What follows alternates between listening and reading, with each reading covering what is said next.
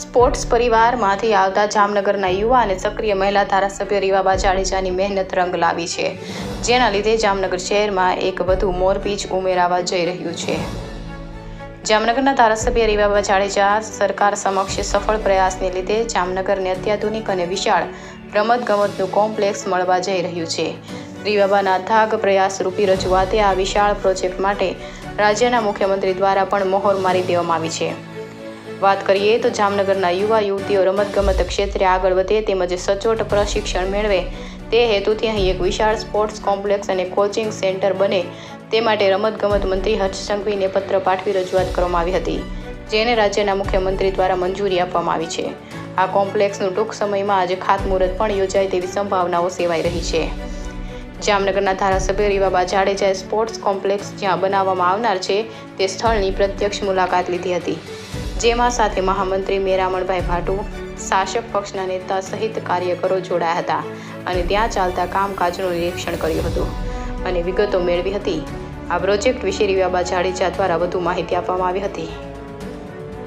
સંજીવ રાજપૂત, જામનગર. આવનારા સમયમાં આદરણીય મુખ્યમંત્રી શ્રી ભૂપેન્દ્રભાઈ પટેલ સાહેબ દ્વારા જામનગર માટે એક ખૂબ જ સરસ ભેટ સ્પોર્ટ્સ કોમ્પ્લેક્સ છે એનું ખાતમુહૂર્ત થવા જઈ રહ્યું છે. તે આ તકે મારી જે એક માંગણી હતી કે જામનગર વિસ્તારને એક આધુનિક કક્ષાનો સ્પોર્ટ્સ કોમ્પ્લેક્સ મળે એ માટે સતત રમતગમત વિભાગના જે મંત્રી શ્રી માનનીય હર્ષભાઈ સંઘવી સાહેબ એમનો હું ખૂબ આભાર માનું છું. ભૂપેન્દ્રભાઈ પટેલ સાહેબનો ખૂબ ખૂબ આભાર માનું છું. તેમણે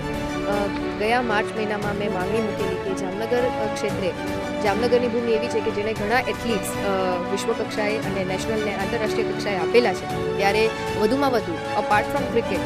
બીજા બધા મલ્ટી સ્પોર્ટ્સમાં પણ જામનગરનું તીર છે એ ઝળકી શકે એ માટે મલ્ટી સ્પોર્ટ્સ કોમ્પ્લેક્સ છે એ અહીંથી એનું ખાતમુહૂર્ત થવાનું છે વિધિન થોડાક જ દિવસોની અંદર. અને એમાં મલ્ટિપલ ફેસિલિટીઝ, ઇન્ડોર આઉટડોર્સની તમામ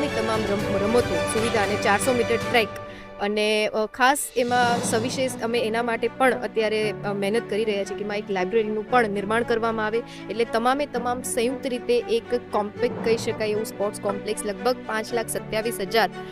ફૂટની જગ્યામાં સિટી સેન્ટરમાં આટલું સરસ સ્પોર્ટ્સ કોમ્પ્લેક્સ જ્યારે સરકારશ્રીના માધ્યમથી, કેમ કે હું નિમિત્ત માત્ર બની છું, બાકી સરકારશ્રી દ્વારા જે કંઈ પણ આ વિષયને લઈને ત્વરિત નિર્ણયો લેવામાં આવ્યા અને જામનગરને આ ભેટ આપવામાં આવી એ માટે હું ખૂબ આભાર વ્યક્ત કરું છું. આ ઉપરાંત આવનારા સમયમાં